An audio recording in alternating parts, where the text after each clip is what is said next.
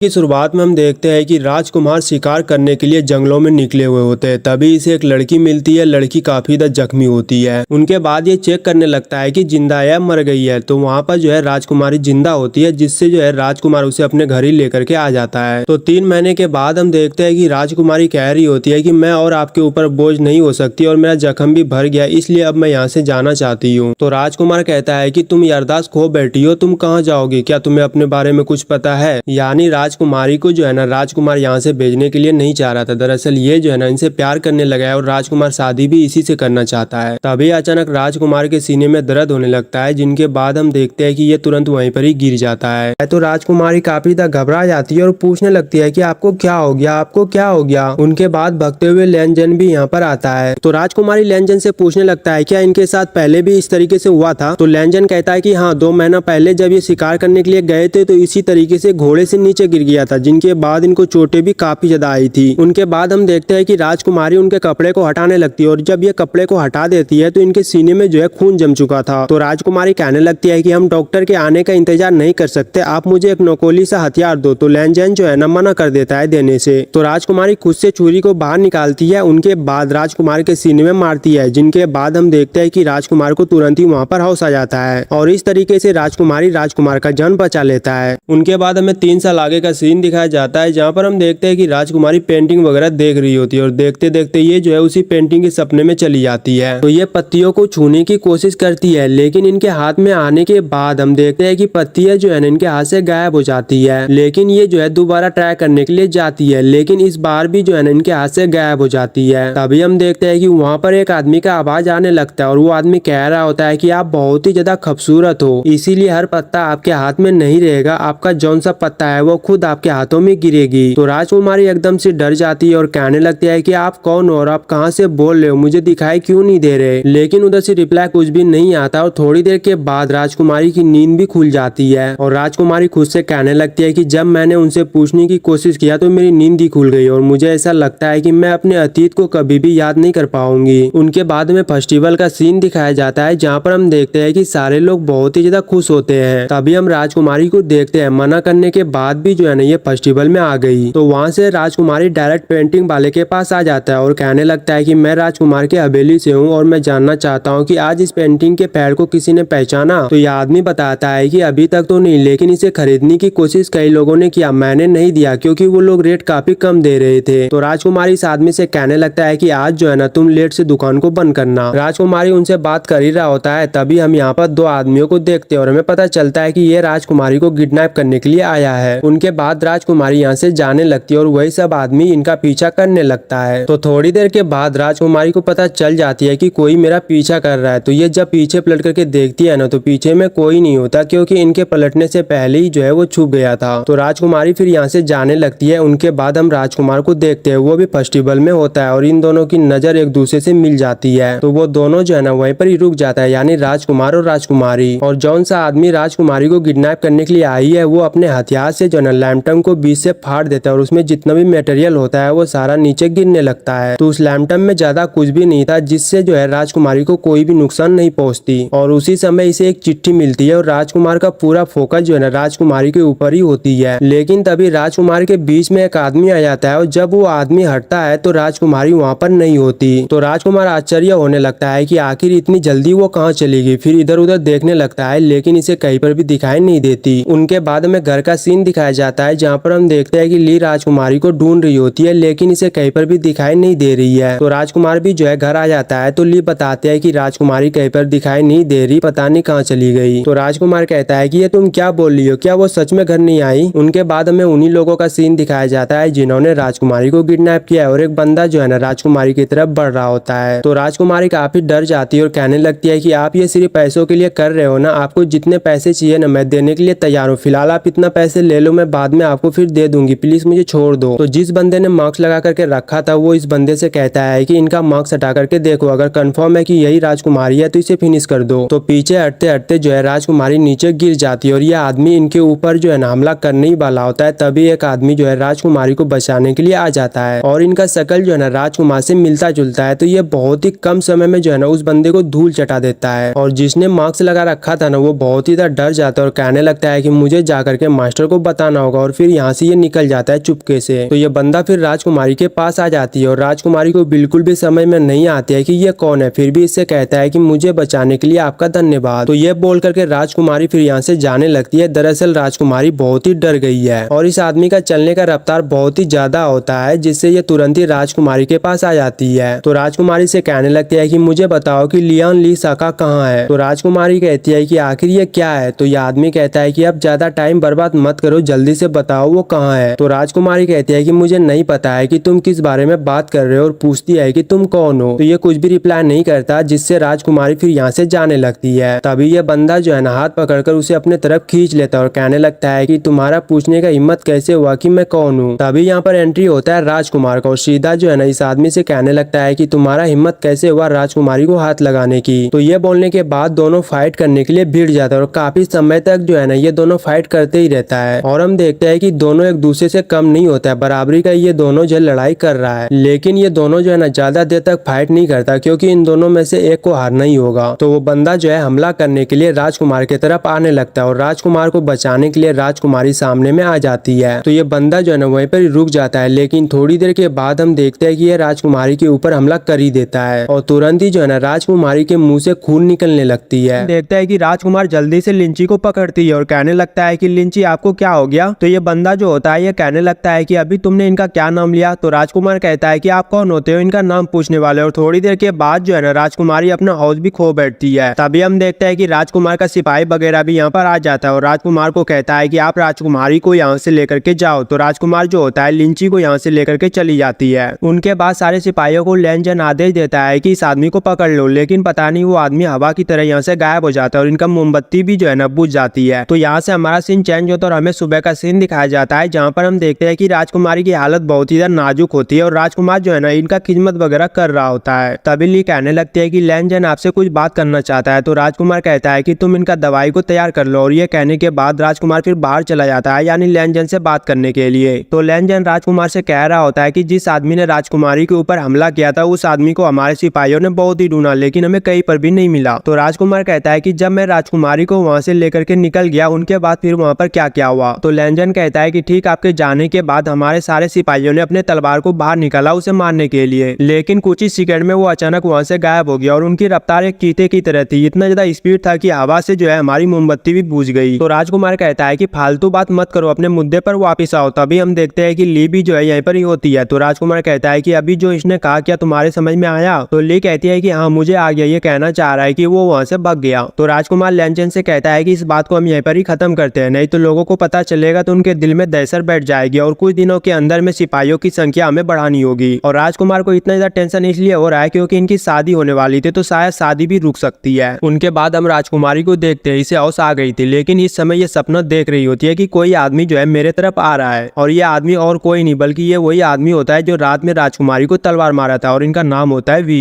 तो सपना देखते देखते राजकुमारी बहुत ही डर जाती है और तुरंत इनकी नींद भी खुल जाती है और इसे जो है ना उसी जगह पे दर्द होने लगता है जिस जगह पे इनको तलवार लगा है। उनके बाद ये पानी को निकालने लगती है, दरअसल इनको प्यास लगी थी और जैसे ये करती है पानी पीने के लिए तभी हम देखते हैं कि पीछे से जो है ना वही आदमी इनको पुकारता है, यानी वी। तो राजकुमारी बहुत ही डर जाती है और इनके हाथ से जो है ना वो कप भी छूट जाता है, लेकिन वी जो है उस कप को पकड़ लेता है। तो डरते हुए राजकुमारी कहने लगती है कि आप यहाँ पर कैसे आ गए। तो वी कहता है कि आपको क्या लगता है आप अपने आप को मुझसे बचा पाओगी। तभी हमें पता चलता है कि राजकुमारी की संबंध जो है ना इस आदमी से अब कौन सा रिश्ता है ये जो है ना हमें आगे ही पता चलेगा, यानी सब कुछ। और वी को जो है बिल्कुल भी पता नहीं होता है कि ये 3 साल पहले अपनी याददाश्त खो चुकी, यानी इसे थोड़ा सा भी पता नहीं होता। तो ये फिर राजकुमारी की तरफ बढ़ने लगता है और हम देखते हैं कि राजकुमारी बहुत ही डर जाती है। तो ये फिर अपने हाथों में जो है ना एक हेयर पिन को लेती है, मतलब खुद को बचाने के लिए। और राजकुमार जो है ली से कह रही होती है कि अगर राजकुमारी को इस दवाई से होश नहीं आया तो हमें एक बंदे को ढूंढना होगा, यानी एक वैद्य को जो राजकुमारी को सही कर सके। तो ली कहती है कि आप ज्यादा टेंशन मत लो, वो एकदम सही हो जाएगी। तभी हम देखते हैं कि राजकुमारी जो है राजकुमार को आवाज लगाता है, लेकिन वी तुरंत ही जो है उनके मुंह को वहां पर बंद कर देता है। तो राजकुमार भगते हुए जो है ना कमरे में जाता है और कमरे के अंदर में आने के बाद ये देखता है कि राजकुमारी जो है ना अपने बेड पे नहीं होती है। तभी उधर से भगते हुए लेनजन आता है और राजकुमार से कहता है कि जो आदमी कल रात भाग गया था वही आदमी यहाँ पर अभी आया था। उनके बाद हम वी को देखते हैं जो कि राजकुमारी को अपने साथ अपनी जगह पर लेकर के आ गए होते हैं। तो यहाँ पर पहुंचने के बाद इस लड़की से कहने लगती है कि मेरे इजाजत के बगैर किसी को भी अंदर आने के लिए मत देना। तो वहां से फिर राजकुमारी को अंदर लेकर के आ जाती है और अंदर लाने के बाद जो है ना वी दरवाजे को बंद कर देती है। तो राजकुमारी पूछने लगती है कि आखिर तुम कौन और मुझे तुमने किडनैप क्यों किया। तो वी कहता है कि नाटक करना बंद करो, आप मुझे लियान ली साका सौंप दो, यानी मुझे दे दो। ये बोलने के बाद ये जो है ना उनके पास ही जाने लगता है। तो राजकुमारी फिर पीछे हटती जाती है